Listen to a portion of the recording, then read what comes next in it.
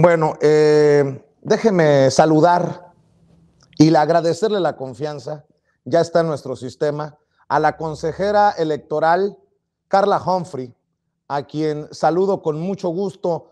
Carla, gracias por acompañarnos en Sin Censura. Buenas tardes. Hola, buenas tardes, Vicente. Un saludo a ti y, por supuesto, a todos tus seguidores. ¿Cómo ha digerido Carla Humphrey lo ocurrido el viernes en la sesión extraordinaria, en el Consejo General del INE, con este aplazamiento por el que usted vota en contra? Explíqueme cómo es que ha entendido, cómo nos puede explicar qué fue lo que ocurrió el viernes a 48 horas más de esta decisión tan polémica en el INE, Carla Humphrey.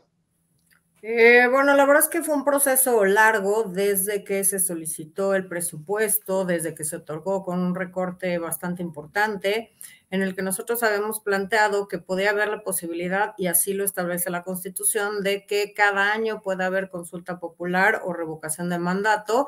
La Corte nos dijo en la acción de inconstitucionalidad del año pasado, por el que tampoco nos dieron recursos para la consulta popular, que tendríamos que prever en nuestro presupuesto, pues digamos, estos montos, estos recursos para realizar estos ejercicios, porque podrían realizarse cada año. Eso hicimos, y lo que propuse fue etiquetar estos recursos de manera tal que si no se llevaban a cabo ninguno de los dos o alguno de los dos, pues ese dinero se regresara claramente a la tesorería, a las arcas del Estado. Sin embargo, el presupuesto, bueno, hubo un recorte importante, porque luego dicen que no se puede recortar algo que no se tenía, pero digamos fue bastante menor de lo que nosotros habíamos solicitado, y en esa medida quedaron 800 millones para realizar la revocación de mandato, un ejercicio muy importante, un ejercicio de participación ciudadana y un ejercicio inédito en nuestro país, por el cual, bueno, puede quedarse o irse los 3 años que quedan de mandato del presidente de la República. Estuvimos debatiendo cuál sería la solución jurídica, sobre todo porque ha habido muchas impugnaciones también en torno a distintos acuerdos que ha tomado el INE para organizar la revocación de mandato. Uno de ellos respecto al uso de aplicaciones electrónicas para recabar las firmas, y el otro, bueno, y en este caso además la Sala Superior determinó que tenemos que darle la misma opción a que las y los ciudadanos determinaran si podían hacer esta recopilación de firmas en papel o en medio electrónico. Por tanto, les dimos 10 días más, el plazo vence el 25 de diciembre para que nos entreguen el número de firmas necesarios.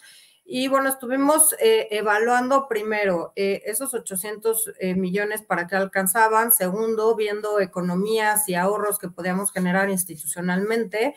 Finalmente llegamos a un presupuesto de poco más de 1.500.000, no, 1.000 millones, perdón, 1.500 millones. Y de cualquier modo, pues esto no es un monto adecuado para organizarla, no porque lo digamos nosotros, sino por los parámetros que se estableció en la ley de revocación de mandato, que se hicieron 400 días tarde o más de 400 días tarde. Nosotros tuvimos que aprobar unos lineamientos previos justamente a la revocación, a la que estuviera la ley, a la expedición de la ley de revocación de mandato, y establece cosas muy claras, por ejemplo, que se tiene que instalar el mismo número de casillas que en la elección anterior. La elección de este año, que hemos dicho muchas veces que fue la más grande de la historia, hubo más de 161,000 casillas que se instalaron en territorio nacional, y eso evidentemente tiene un costo importante por las mamparas, las urnas, las y los funcionarios de casilla, la capacitación, las insaculaciones que se tienen que hacer, y por supuesto además del material electoral, tanto las boletas que se tienen que imprimir en papel seguridad traído desde Chihuahua en carretera, que para esa elección utilizamos 677 toneladas de papel seguridad, más por supuesto todos los materiales electorales, las actas de escrutinio, en fin, todos los documentos que tienen que estar el día de la jornada electoral en una casilla, y por supuesto además pues la distribución a todo el país desde Talleres Gráficos de la Nación de todos estos materiales para que las y los presidentas de mesas directivas tengan todos estos elementos. Y creo que otro de los temas es que establece cuántos números, cuál es el número de funcionarios de mesa directiva que tiene que haber, establece algunos parámetros que son difíciles de cumplir o muy difíciles de cumplir con el presupuesto que se tiene hasta ahora. Creo, y así lo dije y así lo platiqué con el presidente del instituto, que no era momento de llevar a Consejo General este acuerdo. Él sabía, porque hizo consultas con las y los consejeros, que él tenía 6 votos a favor ya para aprobar este acuerdo. Sin embargo, creo que no era el momento primero, porque no sabemos si va a haber consulta popular. Se requiere cumplir 2 requisitos: que haya un número de firmas determinado, el 3% del padrón electoral, que es 2.7 millones de firmas, y en segundo lugar, que estas firmas estén distribuidas en 17 entidades federativas con ese mismo 3%. Por eso la Corte, incluso en un incidente de suspensión, pues nos niega la suspensión del acto respecto al presupuesto que no nos fue otorgado para este ejercicio, puesto que todavía no se actualiza, digamos, la situación que pueda afectar al Instituto Nacional Electoral en el sentido de tener que organizar una revocación de mandatos sin los recursos. Consejera. Claro, sí. Consejera, déjeme preguntarle, usted vota en contra, o sea, digamos que vota a favor del pueblo, o sea, de seguir con la revocación de mandato, al menos por el momento. ¿Usted cree que sus compañeros que votaron a favor de aplazar, Lorenzo Córdoba, Ciro Murayama y los otros 4 consejeros, están violando la ley? Yo creo que estamos obligados a llevar a cabo la revocación de mandato. Estamos obligados legal y constitucionalmente y tenemos que utilizar todas las vías para hacerlo. Yo no estoy de acuerdo, como no lo estuve en la consulta popular, de suspender este ejercicio de participación ciudadana. Otras cuestiones es si fue a votar o no mucha gente. Eso ya no es, digamos, labor del Instituto Nacional Electoral. Pero para mí, nosotros estamos obligados a cumplir la Constitución y la ley. Es un acuerdo que, en lugar de suspender, tendríamos que haber visto, y creo que en enero, cuando supiéramos si se cumplían o no los requisitos, de qué manera íbamos a cumplir con este mandato constitucional. Podíamos utilizar urnas electrónicas, podíamos pedirle a Talleres Gráficos de la Nación, que es un órgano descentralizado, pues que imprimiera de manera gratuita, por ejemplo, estas papeletas, que no se hicieran en papel seguridad, que no es lo mismo no hacerlas en papel de seguridad a que no tengan medidas de seguridad. Las papeletas de la consulta popular eran en papel bond, pero tenían 4 distintas medidas de seguridad, es decir, para que sepamos y no se puedan falsificar. Pero creo que hay muchos elementos. También propuse y no se aceptó que requiriéramos más tiempos del Estado en radio y televisión, es decir, no más tiempos a las televisoras, sino tiempos de los que maneja el Estado, y que está previsto en la propia ley de revocación de mandato, que si los tiempos que tenemos para lograr la difusión creemos que no son suficientes, se puedan solicitar. Propuse también analizar con las telefonías, con las empresas de telefonía celular, también hacer esta difusión vía SMS, como nos llegan a todas y a todos distintos mensajes.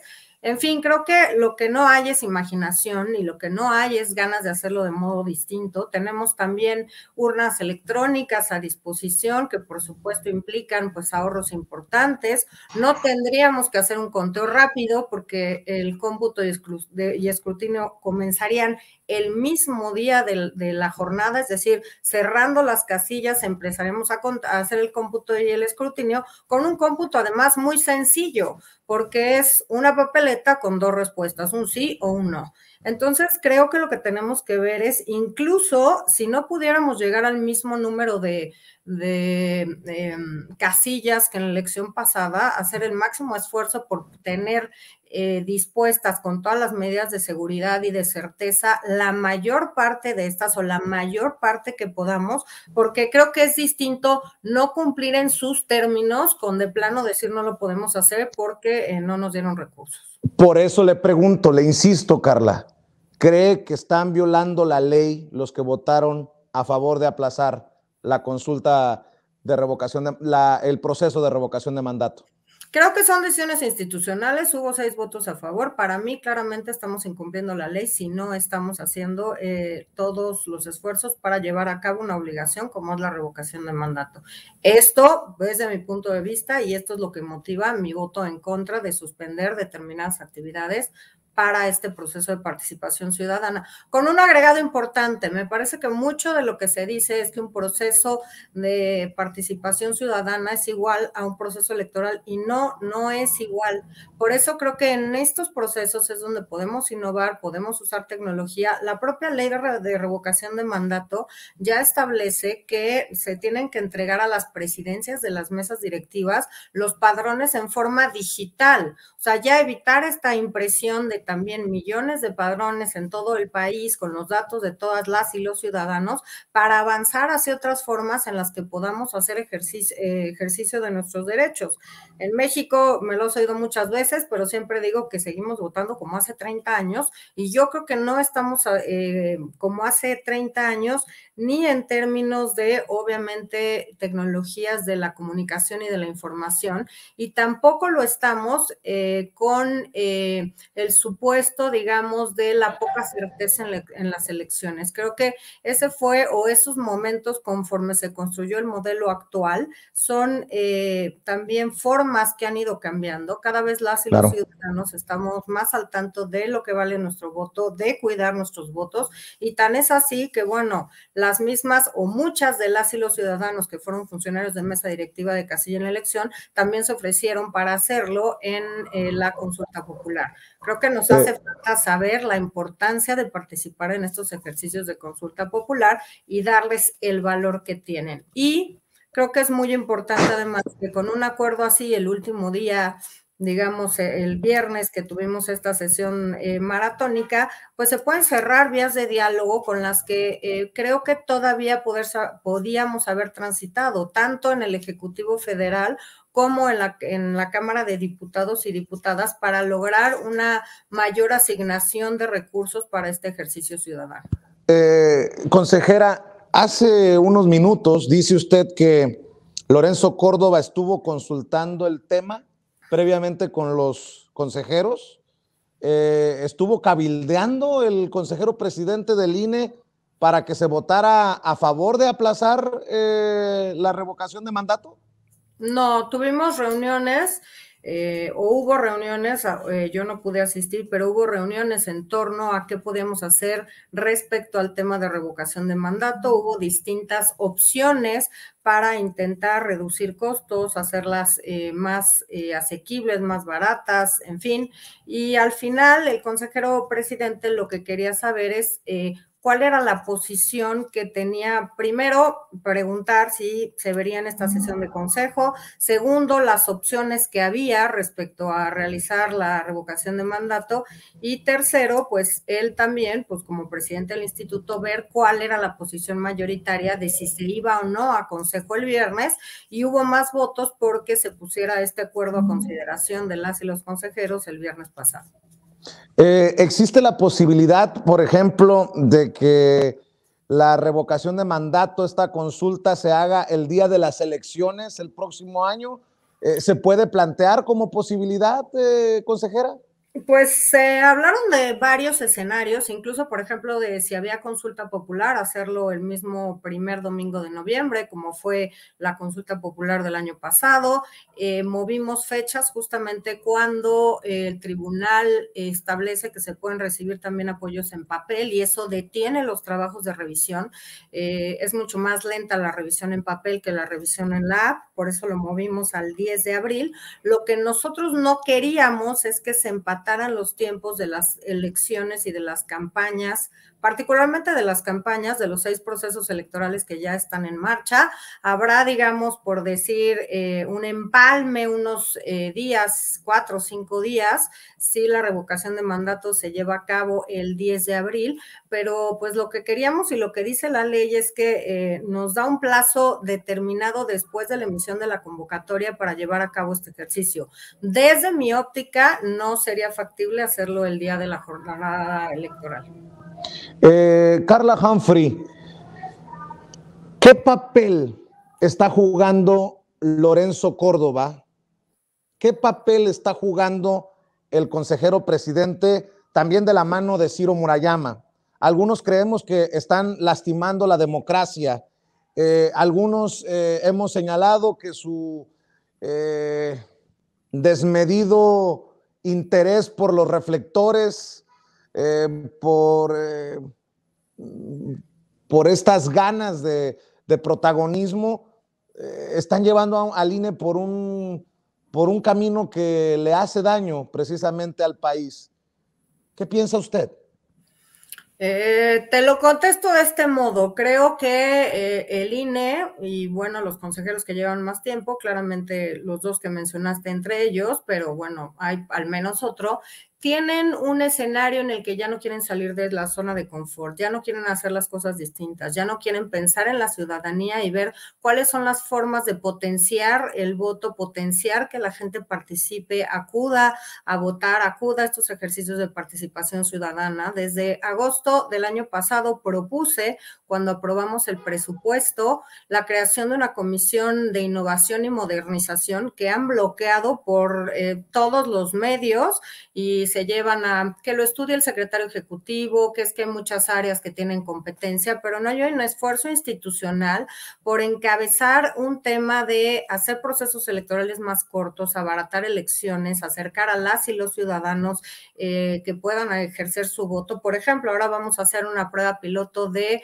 voto anticipado para personas con discapacidad, pero solamente se va a hacer en Aguascalientes. Y yo preguntaba el otro día en Consejo General que no hay personas con alguna discapacidad que no puedan acudir a votar en Tamaulipas o en Quintana Roo o en Aguascalientes o en Hidalgo, donde también habrá elecciones. El tema de las urnas electrónicas, cuando yo era consejera local en 2006, ya recibí urnas electrónicas. Esta es la primera elección después de 15 años que el INE se plantea hacerla y la hace solamente con 100 y en 2 estados, cuando había 161,000 casillas en todo el país. Ahora también propuse volver a utilizar en estas 6 elecciones urnas electrónicas. Por supuesto, no quisieron que la comisión que yo encabezo llevara este esfuerzo y se la llevaron a otra que encabeza uno de estos consejeros. Y digo consejeros porque son hombres, ¿no? Que no quieren cambiar, que quieren hacer todo igual, que dicen que todo hay que hacerlo con cautela, pero en el fondo creo que son pocas ganas de modernizar, pocas ganas de ver cómo ahorramos recursos, de que nos acerquemos a la gente. Yo diría incluso, ¿no? ¿Por qué estar pensando todavía en el modelo en el que tenemos que votar en nuestra sección, en nuestra urna? Claro, tendremos que hacer convivir un sistema en el que las personas que quieran ir a votar físicamente lo puedan hacer, pero si tú o yo no estamos en nuestra sección o en nuestra casa por alguna razón, pues podremos votar en todo el país, claro, siempre solo por los cargos que nos corresponden, pero creo que no hay esta visión de modernización, esta visión de ir para adelante, de crear, por ejemplo, estas ID digitales para tener como mucho mayor claridad de dónde está empadronada la gente, si está en vigor, etcétera. Y creo que estos esfuerzos que, claro, implican inversión, pero que a la larga abaratan costos, tiempos, no tendremos que imprimir 600, ¿cuántas? Creo que estábamos hablando el otro día, hice por ahí el cálculo, nos gastamos 223 millones de pesos en la instalación de casillas y los materiales electorales costaron 334 millones y la documentación electoral 150 millones. Esto obviamente todo en papel y yo sí veo que no hay un ánimo de avanzar. Te consta que en los temas de paridad fue todo un tema y quienes bloqueaban insistentemente, claro, no de cara a las cámaras, no de cara a la prensa, no de cara a las mujeres, por abajo, en lo obscurito, iban y les decían a los partidos que ellos propusieran bajar los acuerdos respecto de paridad y que ellos los iban a apoyar y quienes acaban votando pues son siempre los mismos en contra, ¿no? Entonces no quieren cambiar, no quieren oír propuestas, no quieren modernizar y no me refiero solo a la forma en la que votamos, se pueden modernizar muchos procesos internos que creo que tampoco se ha querido, se habla de es competencia de una comisión o de otra, o sea, a mí me da igual de quién es competencia, finalmente es competencia del Instituto Nacional Electoral y es obligación de nosotros. los acuerdos importantes van a Consejo General y es ahí donde tomamos decisiones. Entonces, creo que hay poca apertura a ver un instituto. Si cada vez vamos a ser más millones de mexicanos, pues en este modelo cada vez vamos a tener que tener más casillas, más boletas, y obviamente más gastos. La gente está muy molesta con un INE tan caro, Carla Humphrey. ¿Qué tan inmoral resulta que se hable de insuficiencia de recursos para la revocación de mandatos? Y yo sé que no alcanzaría con regresar el aguinaldo que les toca o con bajarse el salario, pero ¿no hablaría de una voluntad y de una humildad por parte de los consejeros del INE si dicen, bueno, si la gente está tan molesta que ganemos tanto, nos ajustamos a la austeridad republicana, ganar igual o menos que el presidente, de no ganar estos estratosféricos aguinaldos, y hablaría de una voluntad para decir, para que el mismo pueblo diga, bueno, pues denles el presupuesto que se necesita para la revocación de mandato, o no va por ahí. ¿Qué piensa de esto que es un clamor en las redes sociales de por qué ustedes siguen siendo parte de esta burocracia dorada, Carla Humphrey?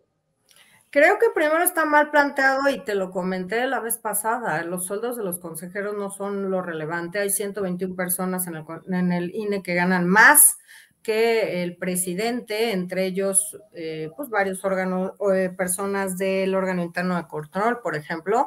No estamos volteando a ver al Poder Judicial, las y los magistrados, por sin duda alguna, ganan más que los consejeros y las consejeras electorales, con muchas más prestaciones.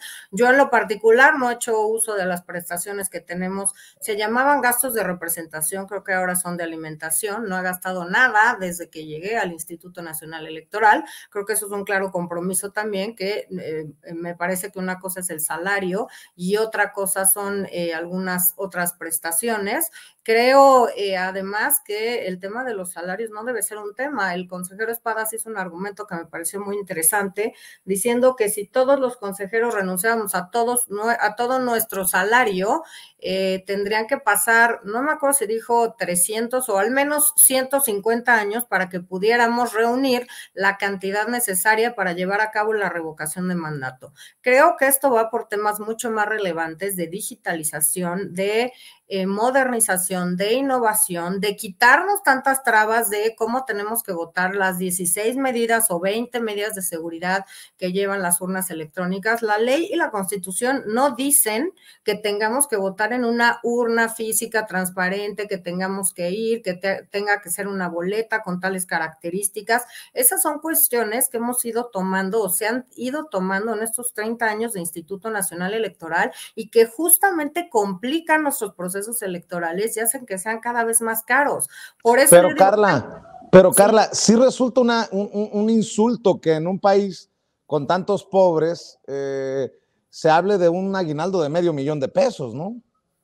Yo te diría las prestaciones están establecidas en la Constitución para todos, no solo para las y los consejeros. Punto 1. Y punto 2. ¿Sí son ciertos esos aguinaldos de $500,000? La verdad es que creo que no es eso. Siempre me agarras con esto, pero no estoy checando mi cuenta de bancos todo el día como para ver si sí o si no, lo busco y te lo mando. Pero sí anda por ahí. Debe de andar, yo creo que unos 300,000 debe, pero no quiero mentir ni sonar a que no sé. Prometo que te lo mando cuando acabe el programa para verlo en el estado de cuenta, porque siempre me agarras con ese tema, pero creo que además hay un debate en torno al sueldo presidencial, que me parece que no debe ser la pauta o no debería, porque finalmente quien preside el titular del Ejecutivo Federal, pues es alguien que no eroga recursos en su modo de vida. Es decir, no paga luz, gas, agua, va al súper, etcétera, ¿no? Pues como todos tenemos que hacer con nuestro sueldo. Entonces creo que es un falso debate esto de si los funcionarios ganan o no ganan tanto, y creo que se ha enfocado particularmente en las y los consejeros del INE y no se ha voltado a ver a otras áreas, que tampoco me quiero meter a tener conflictos con otros poderes, pero que claramente ganan mucho y muy por encima de nosotros. podría decirte que el doble por lo menos, ¿no? Entonces creo que este tema que es un INE caro, sí es un INE caro porque pues nosotros presupuestamos las prerrogativas de los partidos, que son cerca del 35%. También pagamos las asesorías de los partidos políticos en los comités de vigilancia que hay nacionales, locales y distritales, en los que cada partido puede tener un asesor que también paga el INE, se pagan los gastos de las oficinas de las representaciones de los partidos políticos en el INE, es decir, hay una serie de gastos que necesariamente tendrán que revisarse para ver cómo se pueden acotar. Y creo que eso es lo que parece que no gusta. Yo de verdad no lo digo porque sea la única y esté casi como sola en estos temas, pero la realidad es que no hay ganas de hacer estas revisiones, ni ver cómo avanzar, ni ver cómo acortar, ni ver cómo abaratar. No la hay. Y yo creo que tenemos funcionarios ejemplares en el Instituto Nacional Electoral. Creo que es un instituto que es punta de lanza a nivel internacional. El viernes o jueves pasado tenía justamente un foro de innovación con ponentes internacionales y les decía, ¿qué creen que le hace falta al Instituto Nacional Electoral? Y me decían todos y todas, pues no, al contrario, nosotros siempre estamos volteando a ver qué está haciendo el INE para ver cómo mejoramos nosotros elecciones. A ver, ayer hubo elecciones en Chile. Chile hizo el escrutinio y cómputo en la misma noche de la elección, el candidato perdedor aceptó los resultados, felicitó al ganador, se comprometió con seguir defendiendo los derechos humanos, ahora ganó la izquierda, está muy bien, tenemos que empezar a ver que en democracia se gana o se pierde, no Carla, siempre se gana y no siempre se pierde. Carla, si hay un falso debate, dice usted, consejera, sobre lo de los salarios, ¿es inmoral tener 262 asesores en el INE? A ver, es que otra vez, no te podré decir si son 262 o no, o son más, pero te puedo decir que entre esos asesores también hay asesores de partidos políticos. Hay asesores que los representan en los comités de vigilancia locales, distritales y nacional, y esos son pagados con sueldos del propio instituto. Tienen oficinas dentro del Instituto Nacional Electoral que obviamente también son pagadas con recursos institucionales. Entonces, si me dices 222, pues no sé si me estás hablando solo de los consejeros y consejeras, del secretario ejecutivo, de los directores o en general incluso de los partidos políticos.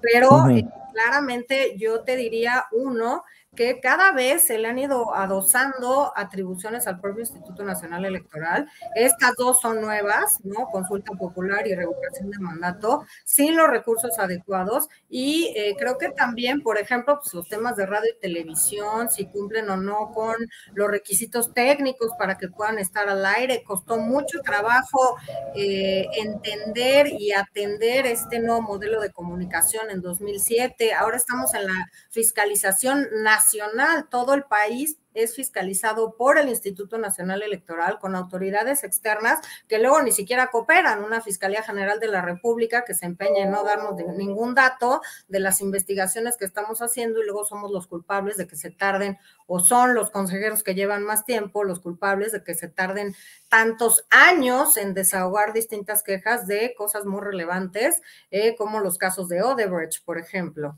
Entonces, creo que sin duda necesitamos establecer diálogo, necesitamos ver cómo abaratamos muchos de los temas en el INE, y cómo nos acercamos más a la ciudadanía.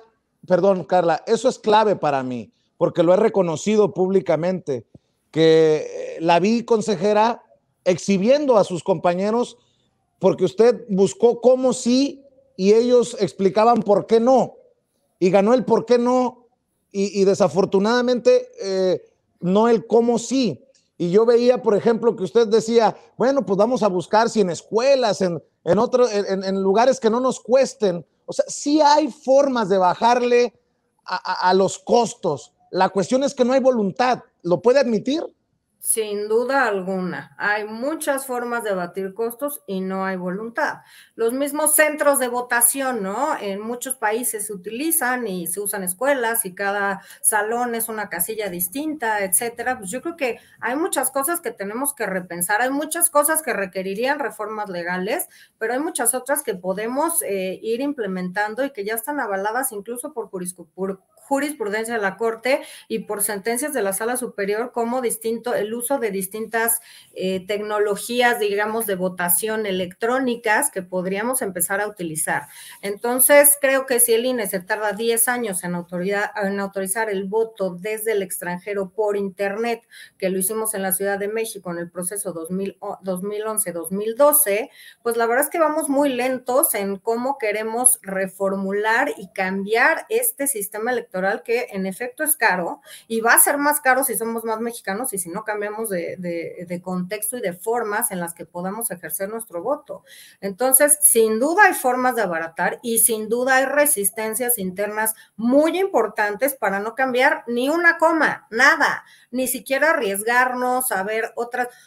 Te lo digo como te lo digo en tecnología y en abaratar, te lo digo en fiscalización. Estamos viendo si nos entregan un papelito en tiempo y forma y no estamos viendo la cantidad de recursos en efectivos o de recursos ilícitos públicos que ilícitamente se destinan a campañas o de la delincuencia organizada que se dedican a elecciones. Estamos viendo la hoja y no el bosque porque no se quiere modificar, no se quiere replantear. Yo lo hice otra vez en otra sesión de consejo con una prueba plena por parte de la Unidad de Inteligencia Financiera, que obviamente remitieron, que solicitó el área de contencioso electoral, y donde se avalaba que funcionarios públicos del estado de Tamaulipas estaban enviando recursos a una candidatura en San Luis Potosí, no se quiso entrar al fondo de ese tema. La Sala Superior dijo que cualquier prueba aportada por la Unidad de Inteligencia Financiera era prueba plena, y ni siquiera así se quiso entrar al fondo del asunto para ver si había recursos públicos que se destinen de otros estados a campañas en otras entidades federativas. Carla, hay muchas personas que en medio del debate dicen la pandilla de Lorenzo Córdoba y creo que no funciona así el INE. Yo pregunto, y no pretendo amarrar navajas, pero pues para esto también sirvo, para provocar. ¿Lorenzo Córdoba es un traidor a la democracia?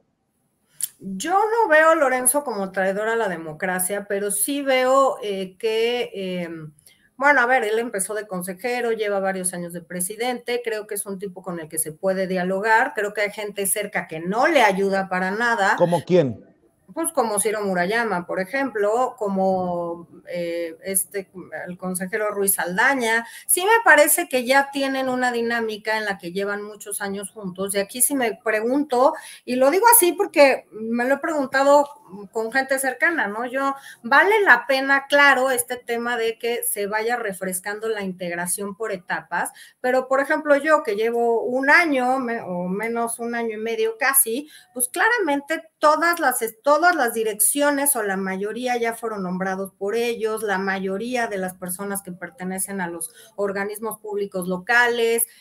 ¿Hay una mafia en el INE entonces? Creo que hay un grupo ya bastante armado, con bastantes formas en las que quieren tomar decisiones, y cuando algo o alguien es disruptivo o presenta opciones o se queja de cómo se toman o no les parece, etcétera, pues es alguien primero que quieren ir aislando o que quieren ir silenciando o que quieren irle quitando proyectos. Te recuerdo, en el mes de agosto estaban nombrando las presidencias de las comisiones, se supone que me hubiera tocado la de fiscalización. Dije, bueno, pues estos son órganos colegiados, si no hay estos votos, pues ni modo, pero pues me quedaba yo sin la presidencia de ninguna comisión, con lo cual, bueno, también ha habido colegas, consejeras y consejeros que no han tenido en algún momento presidencias, pero de cualquier forma, pues lo quise hacer notar en Consejo General. Dije, bueno, primero, pues no estamos cumpliendo con la paridad, porque 9 hombres presiden comisiones versus 5 mujeres, y hay algunos que nunca han dejado la comisión en la que están desde que entraron. Concretamente, Ciro Murayama ha estado en quejas y en fiscalización desde el 14, y Adriana Fabela también. Y la cuestión es, la ley habla de un tema de rotación en la integración y en las presidencias, justamente para que no se den, no les gustó que yo dijera cotos de poder, pero digamos, para que no se generen estas inercias en las que ningún otro consejera o consejero pueda participar en estas comisiones. Entonces sí se ponen de acuerdo antes en quién las va a presidir, a quién van a dejar fuera, qué propuesta le van a hacer caso. Incluso en la sesión del viernes yo había propuesto esto de solicitar más tiempos de radio y televisión al Estado y también ver otras formas de difusión de la revocación de mandato como SMS, y un partido político pidió a los consejeros que se manifestaban si estaban pues de acuerdo con estas propuestas que le parecían interesantes. Todos dijeron que sí, y uno de los integrantes o una de los integrantes en Consejo General votó en contra. Entonces, yo la verdad soy de la idea de que hay que dar los debates de frente, no hay que ponernos de acuerdo antes, no hay que, claramente pues esto se gana con votos, eso lo entiendo, estos son órganos colegiados, pero pues yo creo que también el debate se va en el consejo y se vale también decir, oye, qué buena propuesta del consejero tal o la consejera tal, si la apoyo o no la apoyo. Y creo que eso no pasa, ¿no? Los acuerdos llegan ya más, digamos, platicados, aunque pueden cambiar, pero llegan más platicados a la mesa del Consejo General, y es algo con lo que yo no creo que deban operar los órganos colegiados. Yo no creo que operen con, bueno, yo te apoyo en esta y tú me apoyas en la otra. Yo quiero ser ahora presidenta de tal cosa, pero yo te apoyo para que tú saques tu proyecto de bibliotecas virtuales, por ejemplo. No sé, pero creo que las cosas no deberían plantearse así, y creo que... Bueno, es que Carla, entonces hay poca democracia al interior del INE. Puede la gente con esto que nos está revelando confiar en el INE que dirige Lorenzo Córdoba cuando hay declaraciones tan desafortunadas? Recuerdo una de Ciro Murayama del viernes, que no están para cumplir caprichos del gobierno en turno, lo que no refleja un árbitro muy imparcial, que digamos. Yo siempre me he quejado que creo que hay algunas personas, colegas míos, que pues les gustan mucho los medios de comunicación y estas declaraciones estridentes. Yo creo que debemos Pero no ser... fue en los medios, fue en el consejo, fue en la También. sesión extraordinaria. Y yo creo que ese tipo de debates no ayudan a nadie, ¿no? Ahí están los partidos políticos, las representaciones del poder legislativo, creo que pues además son sesiones públicas. En algún tuit por ahí que me enseñaron, decía que seguramente no habíamos sido los consejeros que no íbamos a votar porque se suspendiera, porque no queríamos dar la cara. ¿Cuál dar la cara? Esta campaña de yo defiendo al INE, claro, yo defiendo al INE con mi trabajo, yo defiendo al INE con votar en contra de un acuerdo que yo no creo que tenga base jurídica ahorita. Yo defiendo al INE para que sigamos desarrollando las actividades de revocación de mandato. Parece que defienden al INE los otros que suspendieron las actividades. No, yo no lo veo así. Yo defiendo al INE con mi trabajo, con ideas, y qué con piensa? aportaciones, con Y, propuestas. ¿Y qué piensa de aquellos que decimos que hay que defender al INE, pero de Lorenzo Córdoba y Ciro Murayama? ¿Piensa que sería excesivo que se iniciaran procesos que podrían incluso terminar en situaciones de cárcel por haber violado la ley? Yo creo que hay vías jurisdiccionales distintas a esa que se pueden utilizar. Se hablaba en la propia sesión de Consejo General de volver a acudir a la Corte. Yo creo que no tiene mucho sentido porque no ha cambiado el hecho por el que nos negaron la suspensión, que es que todavía no sabemos si se cumplen los requisitos para revocación de mandato. Seguramente este acuerdo del Consejo General va a ser impugnado por los partidos políticos en Sala Superior. Esperemos también a ver qué dice Sala Superior. Yo creo que Sala Superior puede revocar, modificar o confirmar, son las tres opciones que tiene, y creo que por eso el sistema electoral está construido así, ¿no? No solamente es la decisión del INE, somos 11, se necesitan mayorías y a veces calificadas para aprobar determinados consejos, y que qué bueno que tenemos otra instancia a la que se pueda acudir para que puedan resolver este diferendo. Finalmente, pues es claro que no hubo una posición mayoritaria, sí hubo 6 votos a favor y 5 en contra, y yo sigo pensando en que no era ni el momento ni el tiempo para pensar en suspender y que tendremos que estar pensando en escenarios de cómo cumplir. Incluso si no, decir, oigan, a ver, con lo que tenemos ahorrado, si se dio alguna suficiencia presupuestal, todo, pues no vamos a llegar a 161,000 casillas, pero vamos a poder instalar, no sé, 120,000, 100,000, pero dar las explicaciones de por qué necesitamos determinadas garantías. Yo pensaba incluso de los 4 funcionarios, nosotros estamos previendo 5, uno más, eso obviamente tiene más costos, pero yo pensaba de los 4, pues quizá la mayoría que fueran ciudadanos y uno por ahí, pues funcionario electoral, local o incluso de otra entidad federativa. En fin, tenemos que ver cómo hacemos que el modelo funcione y cómo intentamos cumplir con la ley, que a ver, sí lo quiero decir muy claro, cómo se hizo la ley y los requisitos que establece para hacer la revocación de mandato son muy elevados y los costos pues ya los tenemos previstos, ¿no? Te acabo de comentar, por ejemplo, pues que instalar ese número de casillas en el pasado proceso electoral pues costó... la ubicación e instalación de casillas fue de 223 millones de pesos, solo la ubicación e instalación de las casillas.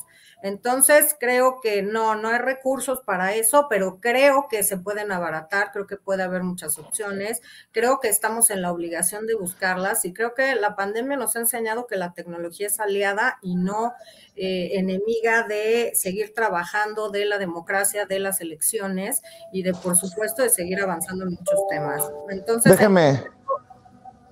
déjeme para cerrar, porque sé que tiene otros compromisos y le agradezco mucho, Carla Humphrey.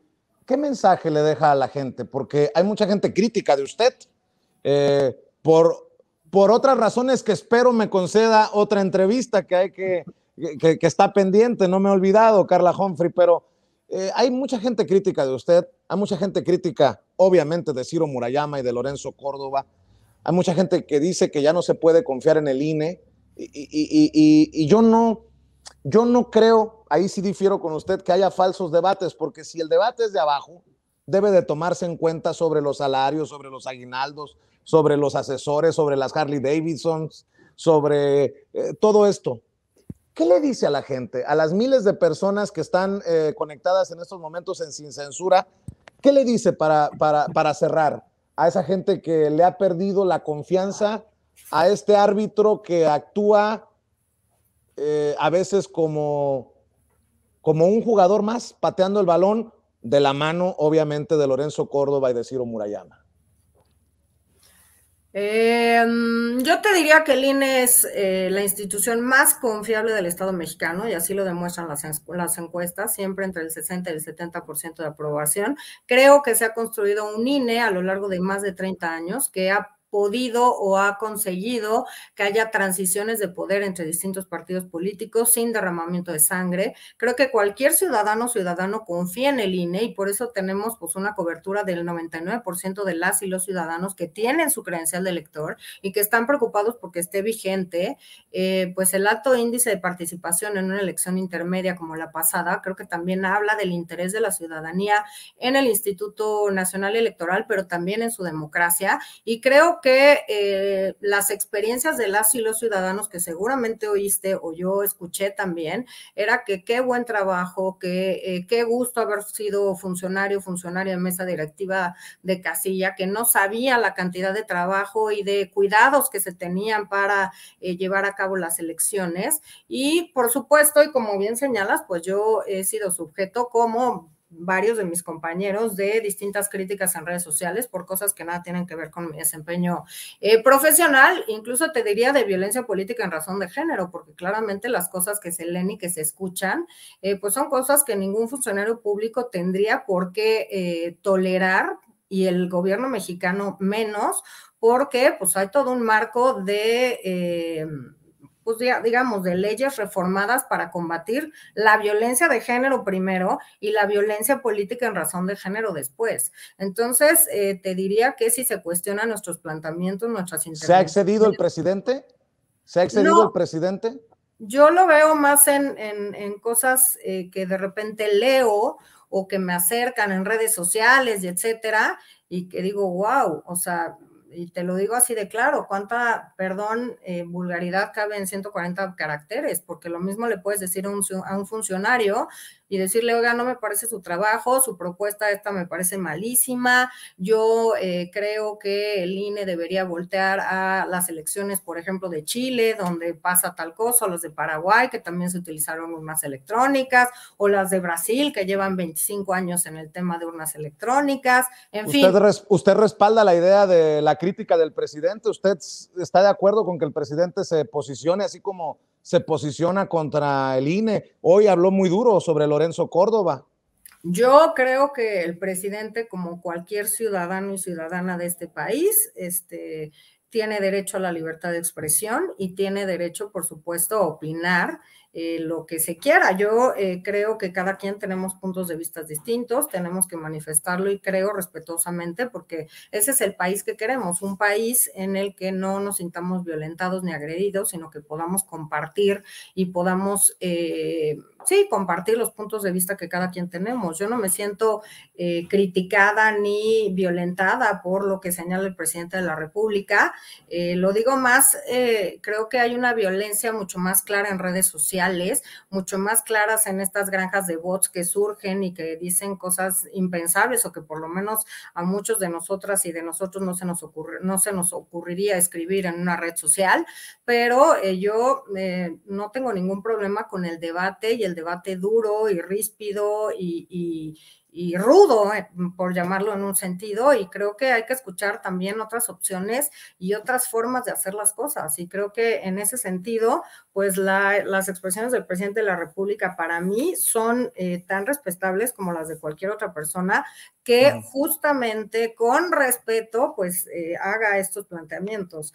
Incluso los que hacen mis colegas, por eso son consejos generales y son públicos, y cada quien tiene un determinado tiempo para plantear sus puntos de vista, puede estar a favor o puede estar en contra, y podemos rebatir y debatir estos puntos de vista, pero pues siempre en un marco de respeto institucional.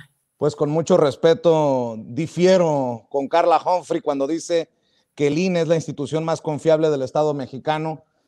Mientras el INE siga de la mano de los Lorenzo Córdoba y de los Ciro Murayama, no puede ir en ese sentido como el que usted aspira y espera, Carla Humphrey. Solo que, perdón que te interrumpa, el INE es más que Lorenzo Córdoba, que Ciro Murayama, que Carla Humphrey o que cualquiera de los consejeros y consejeras.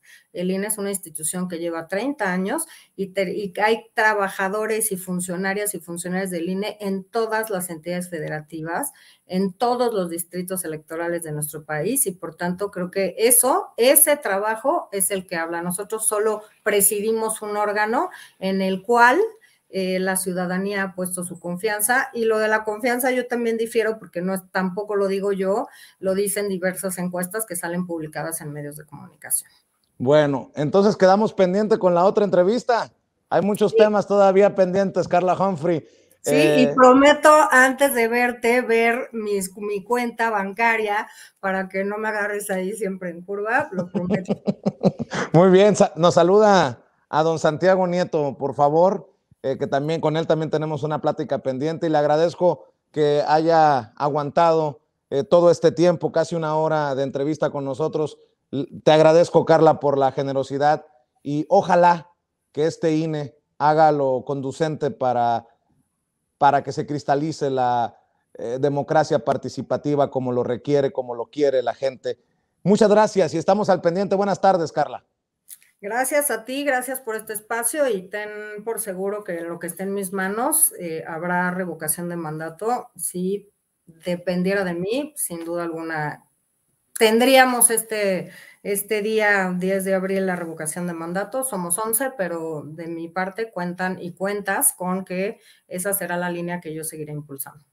Muchas gracias. Carla Humphrey, consejera electoral, quien nos habla acerca de esta decisión controversial que tomaron 6, no todos, 6 consejeros.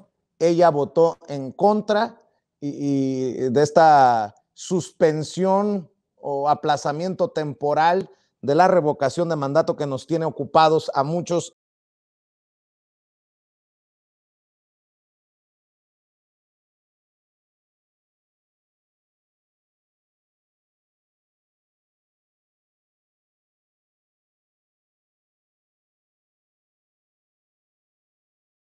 Estimado Vicente, ¿cómo estás? Buenas tardes a ti y a tu auditorio. Pues para serte sincero, ¿cómo estoy? Todavía enchilado, molesto, lastimado por este INE comandado por Lorenzo Córdoba y Ciro Murayama, que le dan la espalda al pueblo. Mira, te cuento los antecedentes para que tu auditorio sepa qué pasó. El INE, como tú sabes, se quejó de que no tenía el suficiente dinero y demandó a la Cámara de Diputados. Presentó una demanda ante la Suprema Corte. Pidió además a la Suprema Corte que suspendiera el artículo 4º transitorio de la Ley Federal de Revocación de Mandato.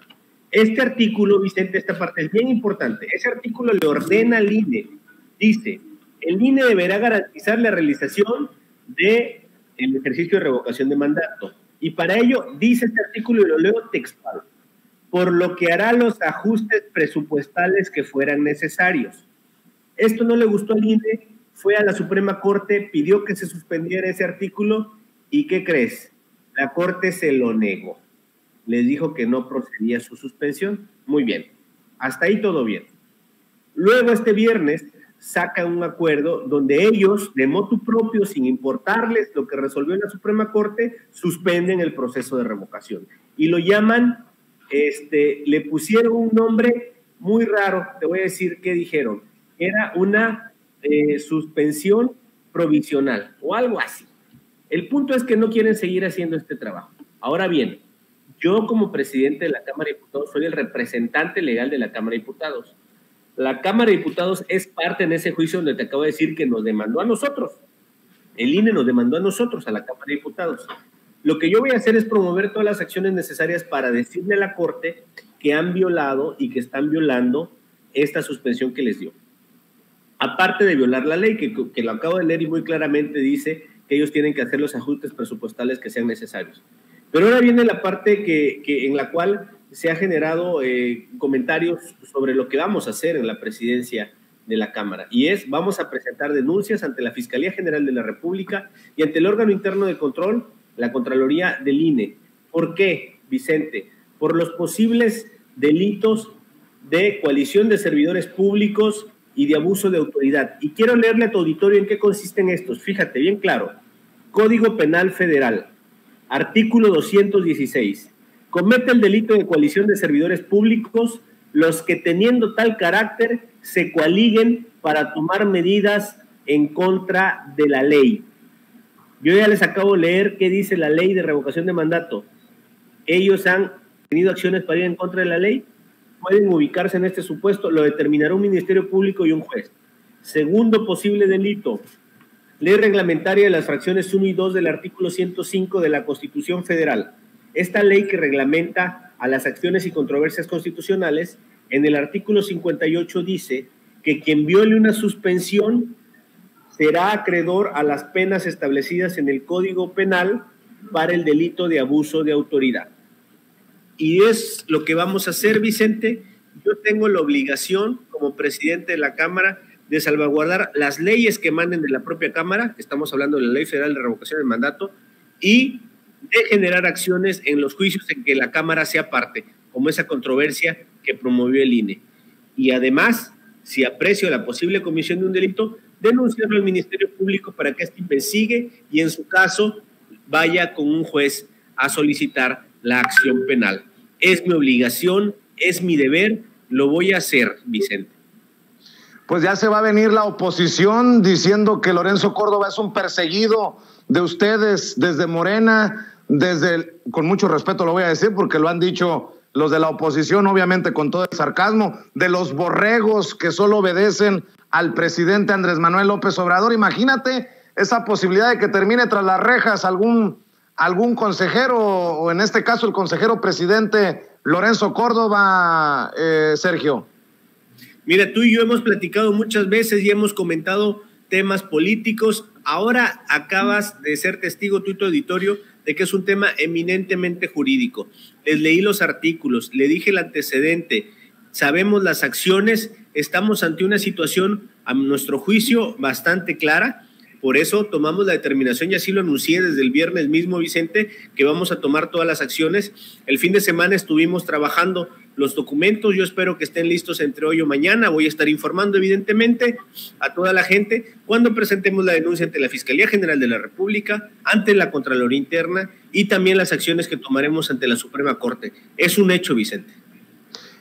Yo no sé si deban o no deban terminar, no soy la autoridad tras las rejas estos consejeros, pero definitivamente ya basta, Sergio Gutiérrez Luna, juicio político a los que votan contra el pueblo, a los que le dan la espalda al pueblo. Sí, veíamos que anunciaba ayer el presidente Mario Delgado para que se acelerara el tema del juicio político.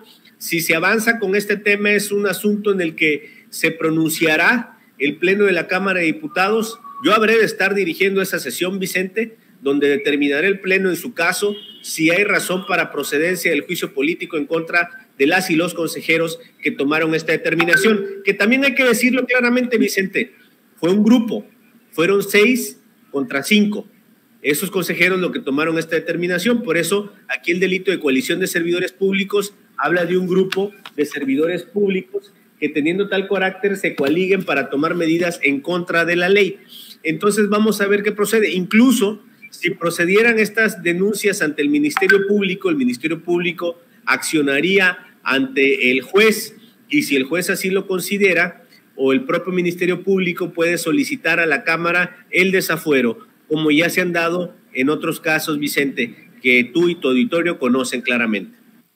Esto ya es la consumación de Lorenzo Córdoba y Ciro Murayama, sobre todo estos dos personajes, como una oposición al gobierno. Aquí proyectaba en vivo y en directo el viernes, y lo recordaba hace un rato, un Ciro Murayama que dice que no están para hacer berrinches o para cumplir berrinches del gobierno en turno. Eso no es un árbitro imparcial. Esta era la cereza del pastel que se necesitaba, o ¿cómo entiende, Sergio, esta decisión de este grupo de consejeros del INE el viernes? Mira, la ley es bien clara, Vicente, la acabo de leer. Aquí está el artículo 4º transitorio, una ley que se aprobó en el Congreso para empezar a hablar de democracia, para hablar de respeto a las instituciones, para hablar de colaboración. Hay que empezar respetando la ley, Vicente. Y no se puede decir por el hecho, pues es que a mí no me gusta esa ley, no la voy a respetar. Es que la Suprema Corte tomó esta decisión, no me importa, yo voy a darle la vuelta. Eso no se puede hacer. Eso no es de demócratas, eso no es algo legítimo, y yo creo que lo que debemos de hacer todas y todos es entender que hay una determinación de la Cámara, para que cuando aprobó el presupuesto de egresos, decidió la Cámara de Diputados. Esta facultad del presupuesto de egresos es una facultad exclusiva de la Cámara, Vicente. No la tiene ni el Senado, es de la Cámara. Y la Cámara determinó asignar un monto de recursos al INE. Eso es algo que hasta el momento ninguna autoridad ha dicho que no es válido. 2, se aprobó la ley de revocación de mandato, obligando al INE a realizarla y hacer sus ajustes presupuestales. ¿Por qué lo desobedecen? Si así lo hacen, entonces por las vías jurídicas, en mi calidad de presidente, como representante legal de la Cámara, vamos a acudir a las instancias que sean necesarias para defender esos 2 actos del Congreso, que es mi obligación. Si yo no lo hiciera, estuviera cometiendo un ilícito también, Vicente, pero lo voy a hacer. Dices que se ha violado la ley. ¿Se puede confiar en este INE que parece ya haber tomado con la mayoría de los consejeros un lado y es contrario a la cuarta transformación que tú defiendes y por la que tú trabajas, Sergio? Sí, me quito la cachucha de presidente, Vicente, para contestarte con libertad. Como presidente yo tengo que decirte las acciones jurídicas y guardar las formas, pero ahora ya, como militante de Morena, como un simple militante de Morena, como un ciudadano militante de Morena, yo te digo, Vicente, no se puede tolerar ese tipo de acciones. Es muy claro que el árbitro debe generar confianza, debe generar piso parejo, debe generar condiciones iguales para todos, y yo lo he venido denunciando, lo hemos platicado tú y yo muchas veces. Es un tema aquí que hemos comentado, cuando yo era representante del INE, te conté las arbitrariedades de las que fue objeto el partido Morena, y ahora no como presidente, sino como militante, como ciudadano, yo te digo que hay que tomar acciones.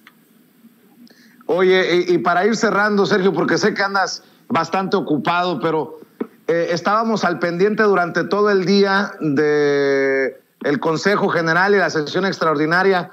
Hubo un momento en el que sentí que incluso se burlaban o intentaban burlarse del maestro Eurípides Flores, lo que yo digo es una burla para todos los que buscamos la revocación de mandato, con un clasismo y un tono que es verdaderamente insultante.